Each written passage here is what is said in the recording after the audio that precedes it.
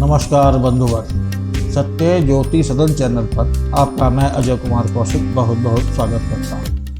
प्रस्तुत वीडियो में कामदा एकादशी के संदर्भ में श्री विष्णु जी की पूजा विधि, कथा कहानी और माहात्म्य में इसके करने से प्राप्त होने वाले फल पर चर्चा करते हैं। शांताकारं भुजगशयनं पद्मनाभं सुरेशं विश्वधारं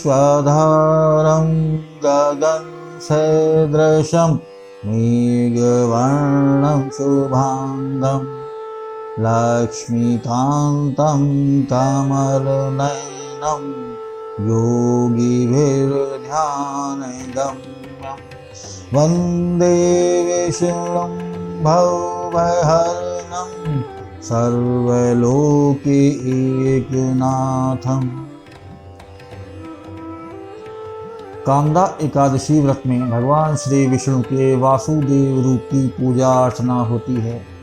एकादशी व्रत के नियमों का पालन करते हुए भगवान श्री विष्णु के वासुदेव रूप की षोडशोपचार से यथाविधि यथाशक्ति श्रद्धा सहित पूजन कर द्वादशी को ब्राह्मणों को भोजन करा दक्षिणा दे उन्हें विदा करने के पश्चात बंधु बांधवों के साथ पारण करना चाहिए।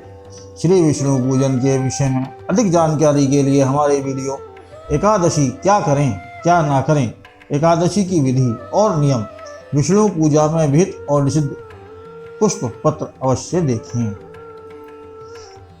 कथा। कामदा एकादशी व्रत की पौराणिक कथा उपाख्यान पद्म पुराण में मिलता है। भगवान श्री कृष्ण ने युधिष्ठिर को तथा वशिष्ठ जी ने राजा दिलीप को सुनाई थी।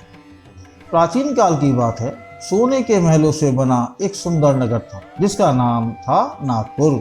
उस नगर में बहुत से भयानक नाग रहते थे, जिनमें से एक महाभयानक नाग जो नागों का राजा था उसका नाम पुंडरीक था। उस नगर में गंधर्व, किन्नर और अप्सराएं भी रहती थी। उस नगर में ललिता नाम की एक श्रेष्ठ अप्सरा रहती थी। उसके पति का नाम ललित था जो एक गंधर्व था। ललिता ने अपने पति की मूर्ति अपने हृदय में बसा रखी थी और ललित ने अपने हृदय में सुंदरी ललिता को सजो रखा था। दोनों में इतना अधिक अनुराग था कि यदि किन्हीं कारणवश एक दूसरे से दूर हो जाने पर दोनों ही व्यथित हो जाते थे। एक दिन नागराज पुंडरीक की सभा में ललित गान करके उनका मनोरंजन कर रहा था। वह बहुत ही व्यथित था क्योंकि उसकी प्रिय पत्नी उसके साथ नहीं थी। गान के मध्य अपनी पत्नी का स्मरण होते ही उसके पैरों की गति रुक गई और जीभ लड़खड़ाने लगी। नागों में श्रेष्ठ करकोटक को ललित के मन की पीड़ा का ज्ञान हुआ।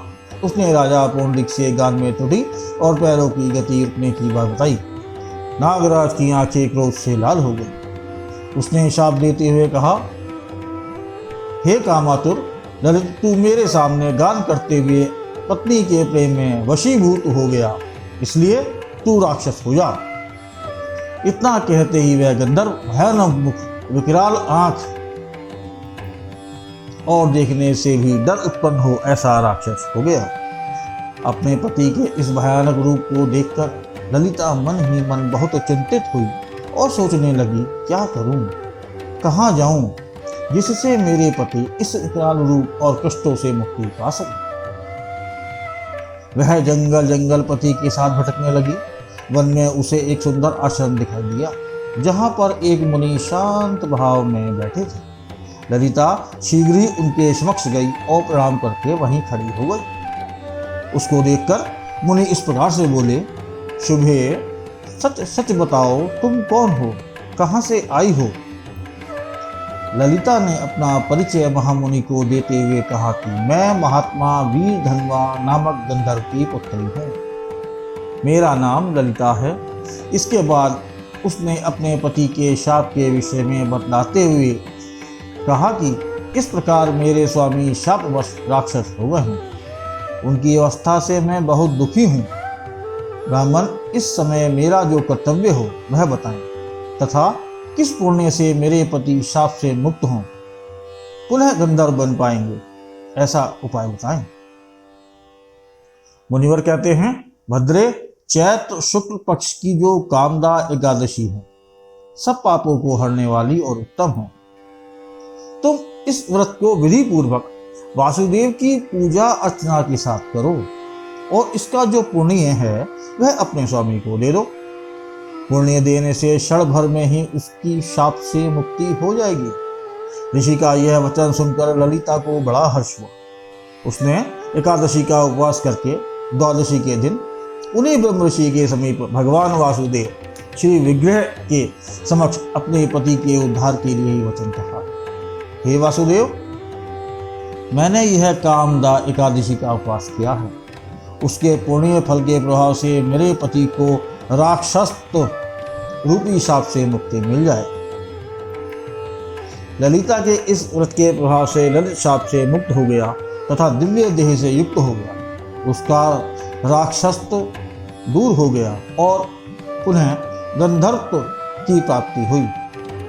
पति पत्नी दोनों कामदा एकादशी के पुण्य प्रभाव से पहले की अपेक्षा अधिक सुंदर रूप धारण कर विमान में आरूढ़ होकर अत्यंत शोभा पाने लगे। माहात्म्य।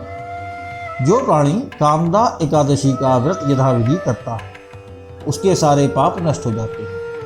कामदा एकादशी ब्रह्म हत्या और पिशाच तत्व आदि सभी दोषों का भी नाश करती है। इस व्रत की कथा सुनने या पढ़ने मात्र से वाजपेयी यज्ञ का फल प्राप्त होता है। ओम श्री वैष्णवे च विद्महे वासुदेवाय धीमहि तन्नो विष्णु प्रचोदयात्। आज का यह वीडियो कैसा लगा कमेंट करके अपने विचारों से हमें अवगत अवश्य करें। आज की वीडियो में इतना ही। अगले वीडियो में वरुथनी एकादशी पर चर्चा करेंगे। तब तक के लिए नमस्कार, जय हिंद, जय भारत, वंदे मातरम।